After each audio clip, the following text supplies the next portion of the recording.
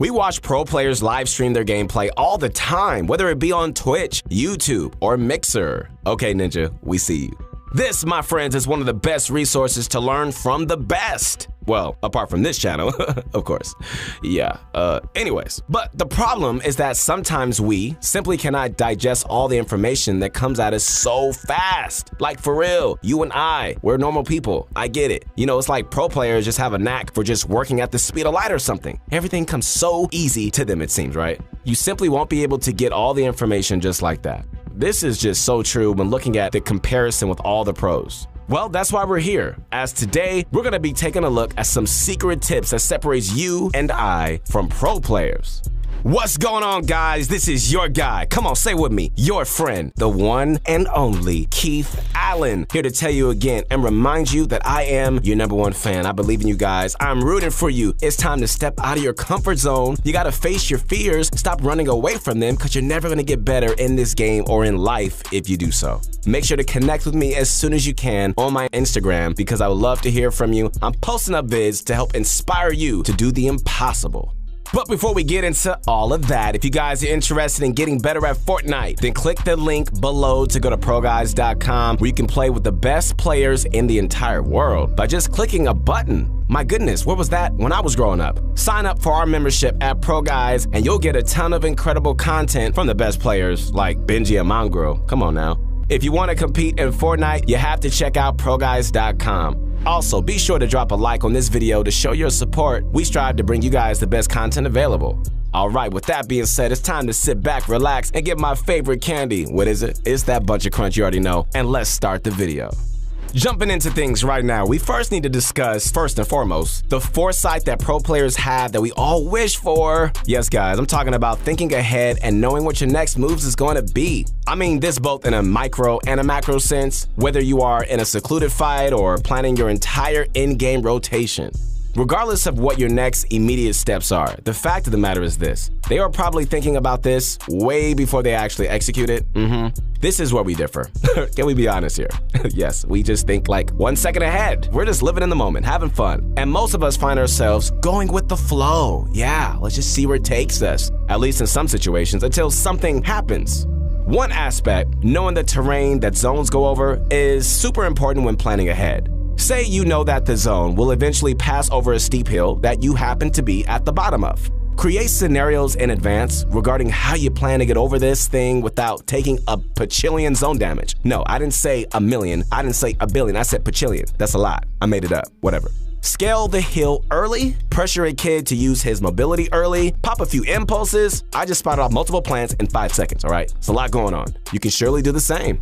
Even down to the basics, knowing your inventory is one example of many. You have enough mats to go for and maintain height, do you? If so, then it's an option on the table.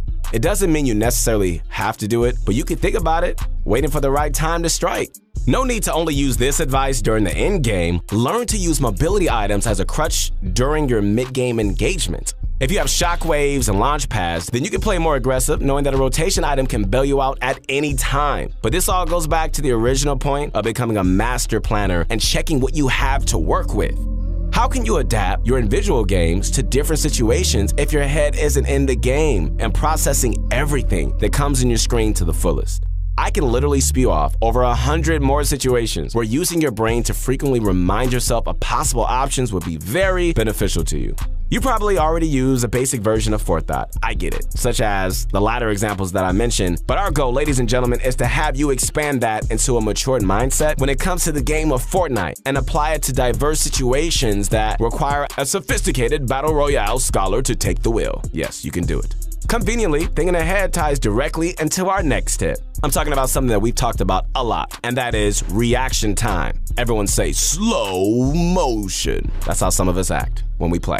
The reason why reaction time is so intertwined with our previous tip is because when thinking ahead, you are inadvertently preparing your brain for upcoming fights. Additionally, you're creating backup plans for unexpected people you're going to need to fight. If you've ever watched consistently Zexrow or like a young speed guy like Clicks, both of these guys have taken these steps to the next level. Using these methods in combination with their already quick reaction times and abilities to read situations like no other makes them for a lethal, like seriously entertaining viewing experience. And it really does make sense if you think about it, because actively thinking ahead will always keep you alert and never on just autopilot mode. I know that when I'm not like actively thinking about my Fortnite game, it's like my brain begins to doze off and I could just see myself in Hawaii just on a surfboard. It's weird because I don't even surf. So that's how far my mind goes. And it just leaves you and I susceptible to players that just come out of nowhere. The problem is, my friends, is that players don't just pop out of nowhere. No, they don't. When they surprise you, typically, you weren't just paying enough attention to the situation around you. You were probably thinking about the girl again that you should have talked to, and you did it. Again. What's wrong with you, man? Just talk to her. Come on, stop being shy.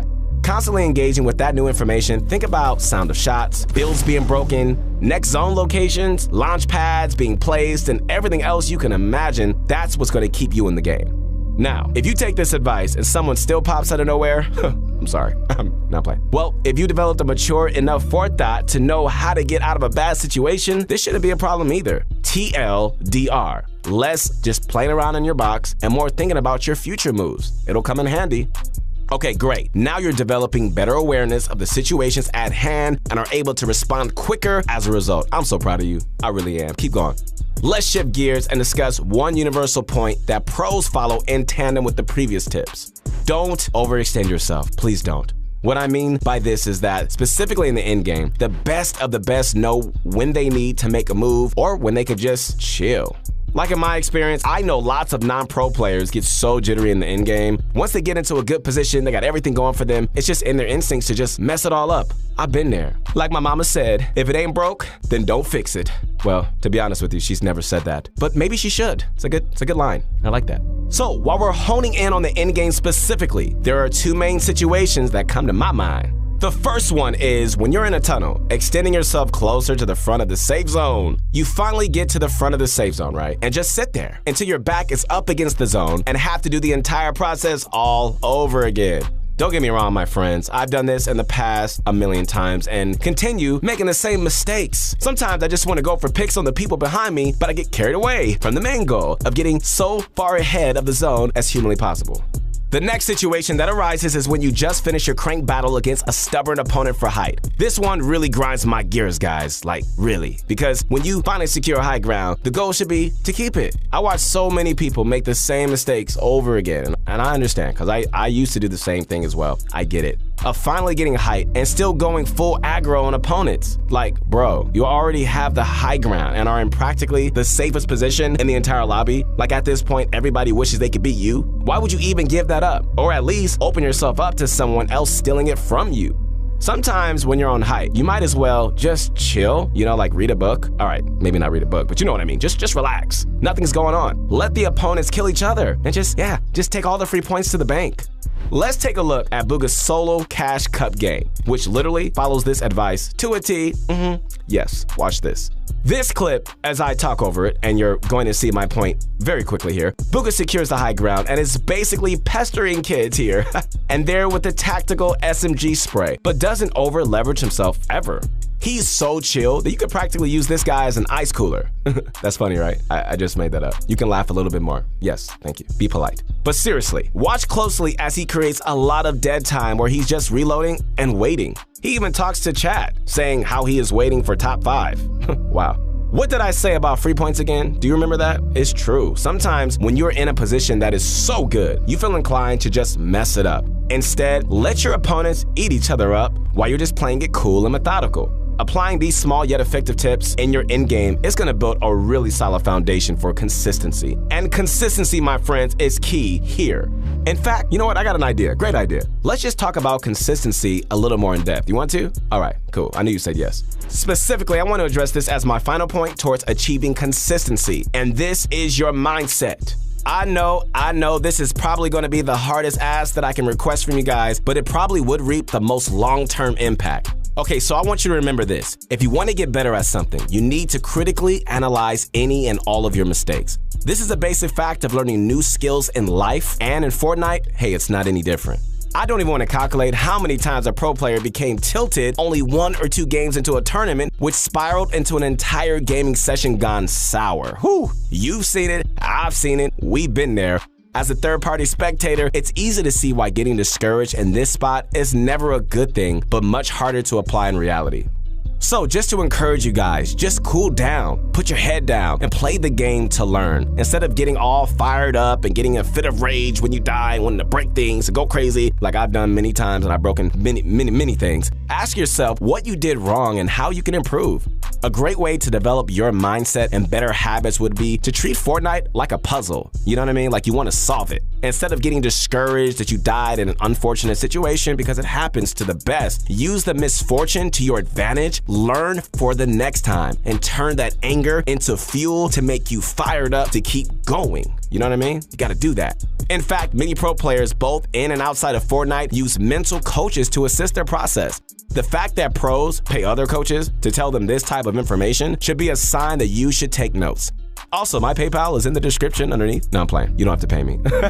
I was kidding, of course, but that would be amazing. All right, so let's go over everything one more time. First, you're going to want to think ahead of the competition when it comes to future decisions. Create multiple scenarios in your brain based on different outcomes. This will all work in tandem to prepare you for inevitably surprising and tough spots that your opponents will put you in. Since you are more prepared than ever, your reaction times in the situations will flourish. Once that's under your belt, it's time to chill out when you're in favorable situations during the end game. You should rarely be making crazy plays every single second of the game. I mean, calm down. Even if it might seem that way, relax. In fact, taking a step back and allowing your opponents to fight each other while you just rack up guaranteed placement points will allow you to become much more consistent. Adding this consistency, working on developing better composure and treating Fortnite scrims and learning this as a tool is going to benefit you the best. Put all of these key pillars together and you'll surely be on track to get pro players a run for their money. Once again, guys, hope you enjoyed this video. This is your guy. Come on, say it with me. Your friend, the one and only Keith Allen. I want you guys to do things that you've never done before. Like I said before, face your fears, step out of your comfort zone, try something new, apply these skills not only in this game, but in your life. Connect with me as soon as you can on my Instagram. I want to inspire you to do some great stuff. If you enjoyed this video, we really want to ask you another thing, and that is to leave a big old like, saying that you appreciate us and it shows us that you watched this until the end and you're supporting the content that we're making. If you're not subscribed already, then you already know what to do. Apart from that, we'll see you on the next one.